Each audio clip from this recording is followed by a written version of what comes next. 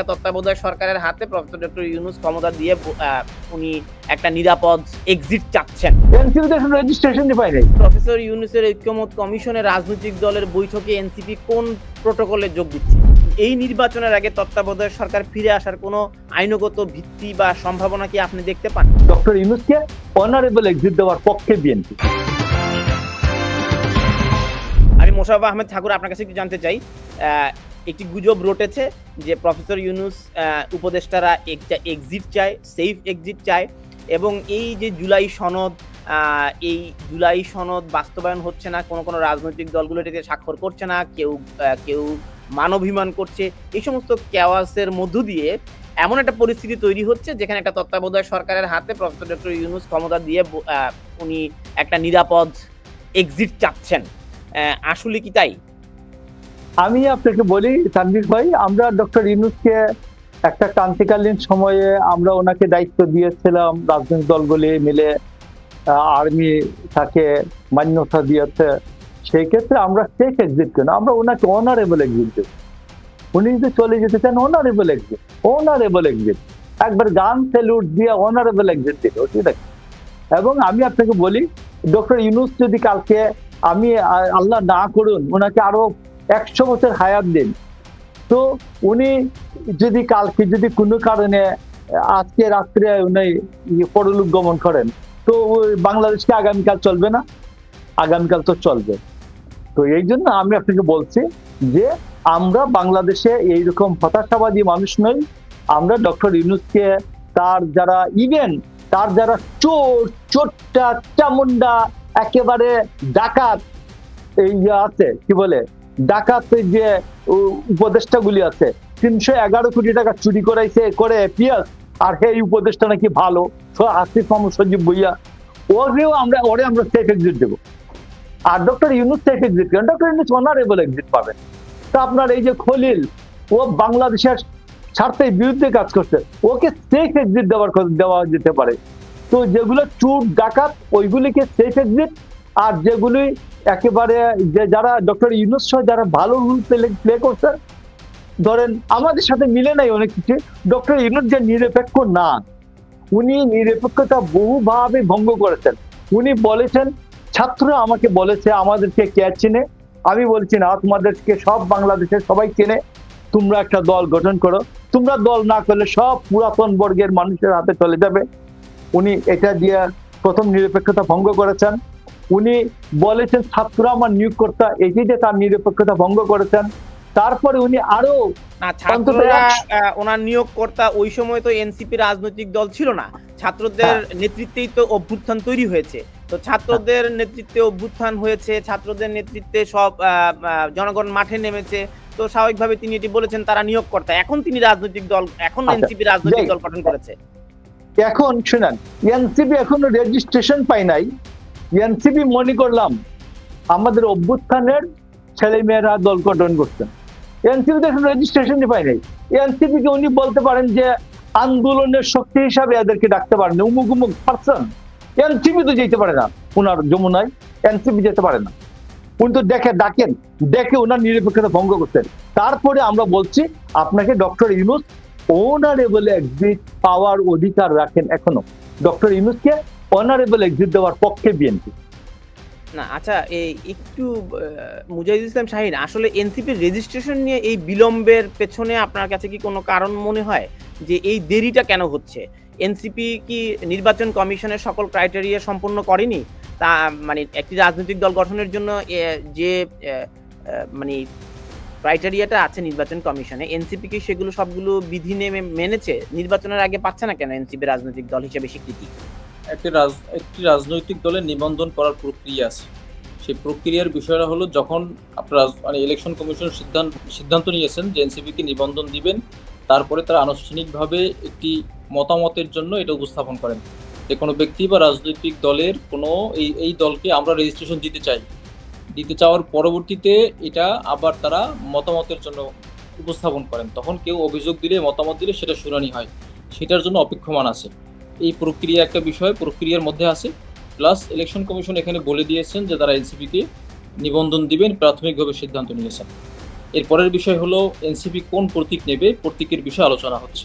সুতরাং এনসিপিকে রেজিস্ট্রেশন দেওয়ার প্রাথমিক সিদ্ধান্ত হয়েছে এবং পরবর্তী মতামত এবং গেজেট প্রকাশের জন্য এই বিষয়টা পেন্ডিং আছে। এটা হলো বিষয়। তো তাহলে আইনগতভাবে এনসিপি এখনো স্বীকৃত কোনো রাজনৈতিক দল নয়। তো তাহলে প্রফেসর ইউনূসের ঐক্যমত কমিশনের রাজনৈতিক দলের বৈঠকে এনসিপি কোন প্রটোকলে যোগ দিচ্ছে? এই কোন প্রোটোকলে যোগ দিছে, বাংলাদেশের গণমানুষের আকাঙ্ক্ষার যে আছে এনসিপির উপরে, সেই কারণে যোগ দিয়েছে। এবং এখানে এই মোশাররফ সাহেব যেভাবে উনি এনসিপিকে চিত্রায়িত করছেন, উনি তো মনে হয় ভুলেই যাচ্ছেন যে এনসিপি কে, কারা, কোথেকে আসছে, এরা হাওয়া থেকে আসছে। কৃতজ্ঞতা স্বীকার করার জন্য ওনাকে শিখতে হবে আর কি। যেখানে তারেক রহমান সাহেব, যেখানে বিএনপি দলীয়ভাবে এনসিপিকে আহ্বান করে, কথা বলে এবং তার বিষয়ে বিবৃতি দেয়, তাহলে উনি কিসের বিএনপি নেতা আমি এটা বুঝতেছি না যে উনি এনসিপিকে অবজ্ঞা করে এভাবে কথা বলেন। যেখানে আজকে দেখবেন এনসিপির সাথে অবজ্ঞা করেনি, আমার কাছে মনে হয়েছে যে এটা একটা প্রশ্ন করেছেন, অবজ্ঞা করে কথা বলছেন। এখানে উনি ওনার প্রত্যেকটা ল্যাঙ্গুয়েজ, বডি ল্যাঙ্গুয়েজ, ওনার শব্দ চয়নগুলো অবজ্ঞার এখানে শামিল হয়েছে। এবং উনি যেভাবে উপদেষ্টাদের বিষয়ে কথা বলছেন, সেক্ষেত্রে তো আমরা সেই 2001-এর সময়ে প্রত্যেক বছরের দুর্নীতির চিত্রের কথা আমরা এখন এখানে বলতে পারি। আমি তো সেগুলো নিয়ে আসছি। আওয়ামী লীগ বলতে সুন্দর করে এটা বলেন। সুতরাং ওনার ল্যাঙ্গুয়েজ চুজিং গুলো ঠিক করতে হবে। 2 দিন পরে যখন এনসিপির সাথে বিএনপির যদি জোট হয়, তখন দেখা যাবে উনি তো ওনার কথার টোন আবার ঘুরে যাবে। আমি শুরু থেকেই আপনাকে বলতে চাই যে আপনার টকশোতে কথা বলার জন্য এমন লোকজনকে দাওয়াত দিবেন যাদের কথাবার্তা যেন অফিসিয়াল থাকে। এখানে এমন ভাবে তিনি কথা চিত্রায়িত করছেন, আমরা এখানে ঝগড়া করতে আসছি। আপনাকে দর্শক প্রশংসা করছে যে আপনি যেভাবে উত্তর দিচ্ছেন, এই যে শাহিন সাহেব, আমরা এখানে রাজনৈতিক শিষ্টাচার মেনে যে ভদ্র আচরণ করতেছেন, এটা অন্য কেউ হলে পারতেন না। এই যে আপনার প্রশংসা, তো মানে এখানে যত কমেন্ট আসছে সব আপনার পক্ষে পজিটিভ। না, এখানে আমরা ঝগড়া করতে আসিনি, আমরা আপনার প্রশ্নের উত্তর দিতে আসছি, আমরা আলোচনা করতে আসছি। কিন্তু আপনাকে অযথা বাক্য আপনার হলো নেকেট শব্দ দিয়ে উপস্থাপন করে এখানে যে কথাগুলো বলা হয়েছে, এগুলো নিন্দনীয়। এগুলো কোনো টকশোর ভাষা হতে পারে না। আপনি স্পষ্ট করে আপনি বলেন, আপনি আমার সমালোচনা করেন, আপনি কোথায় কি সিমেন্ট বীর্য টির্য নিয়ে এসে এখানে কথা বলেন, এগুলো আনজাস্টিফাইড কথাবার্তা। শুরুতেই উনি সংবিধানের ভুল ব্যাখ্যা দিয়ে এমন একটা চিত্রায়িত নিজেকে উপস্থাপন করেছেন, সংবিধানের একদম মাস্টার হয়ে গেছেন। হ্যাঁ, আমি আবারও বলছি, 148 পদের শপথে যে প্রধান উপদেষ্টার উপদেষ্টাদের ওই শপথ পড়ানো হয়েছে, ওই শপথ ইউনূস পাঠ করেছেন, তার উপদেষ্টারা পাঠ করেছেন। শপথ নাই, আপনি ভুল ব্যাখ্যা দিয়েন না, ভালো করে পড়ে তারপরে ওইটা পাঠ করেছেন, ওইটাই পাঠ করেছেন, পরে দেখবেন ওইটা পাঠ করেছেন। কিন্তু সেটা প্রধান উপদেষ্টার শপথ না, সংবিধানে প্রধান উপদেষ্টার শপথ ছিল না। এখন নতুন করে আপনার 13শ সংশোধনী যখন রিভাইভ হলো, তখন আপনি বলতে পারেন। আপনি দেখেন সংবিধান তো পড়েন, তো ওই যে সংবিধান পাওয়া যায় প্রত্যেকটা অ্যামেন্ডমেন্ট সহ 72 সাল থেকে একেবারে অ্যামেন্ডমেন্ট সহ কনস্টিটিউশন পাওয়া যায়, ওইটা পড়বেন। আপনি ভালো করে পড়ে আসেন ভাই, আপনার বাংলাদেশের ভালো করেই আমি পড়ছি, পড়াই। আমি জামিনের ব্যবসা করি না, তো মাই লর্ড জামিন দিয়ে দেন, আমার উকিল, আমার বাচ্চা, আমার আসামি পালাবে না। সম্পর্কে আপনার কোনো ধারণাই নাই। আপনি খুব ভালো করে কথাবার্তা আপনি বলছেন এখানে, আপনি ধারণাই রাখেন না। আপনি সাংবিধানিক আইন বুঝেন, আপনি সাংবিধানিক লয়ারদের বুঝেন, আপনি সাংবিধানিক আইন আপনি আমাদের শিখাইবেন। হ্যাঁ, শিখাবো। 148 আমি তো আবার বলছি, 148 পদের শপথে 13শ সংশোধনীতে যে শপথনামা ছিল, সেই শপথনামাটা পাঠ করতেন ডক্টর ইউনূস এবং উপদেষ্টারা। আপনি ভাষা কথা বলে এখানে এখানে একজন বিজ্ঞ, কোনো ভাষাও ভাষা না, ভালো করে পড়াশোনা করে আসেন, ভালো করে পড়াশোনা করে আসেন। আমরা শেষ প্রশ্নটি নেই। আজকে তত্ত্বাবধায়ক সরকারের 13শ সংশোধনী নিয়ে একটি যে রায়টি চেয়েছে, তাহলে কি তত্ত্বাবধায়ক সরকার ফিরে আসার, এই নির্বাচনের আগে তত্ত্বাবধায়ক সরকার ফিরে আসার কোনো আইনগত ভিত্তি বা সম্ভাবনা কি আপনি দেখতে পান?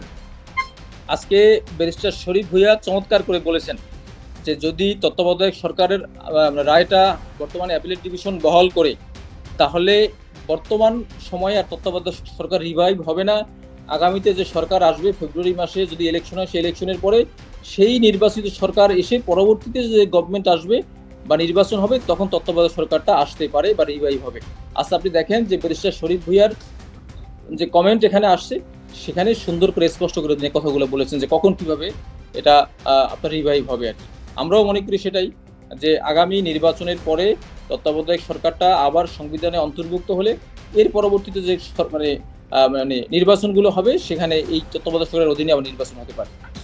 ধন্যবাদ আপনাকে। জনাব মোশাররফ হোসেন ঠাকুর, আপনার কাছে শেষ প্রশ্নটি, তত্ত্বাবধায়ক সরকার ব্যবস্থা যেহেতু ফিরে আসার কোনো সম্ভাবনা নাই, তাহলে আপনারা কেন প্রফেসর ডক্টর ইউনূসকে তত্ত্বাবধায়ক সরকারের প্রধান উপদেষ্টার মতো আমি আপনাকে বলি শুনেন, এইটা উনি যেটা বলছেন শরীফ ভুঁইয়ার এটার বিপরীতে বলা যায় যে ষোড়শ সংশোধনের মাধ্যমে যে হাইকোর্টের যে সুপ্রিম জুডিশিয়াল কাউন্সিল বাতিল করে পার্লামেন্টের হাতে বিচারপতিদের সমস্ত ন্যস্ত করা হয়েছিল, বরখাস্ত করার ক্ষমতা ন্যস্ত করা হয়েছিল।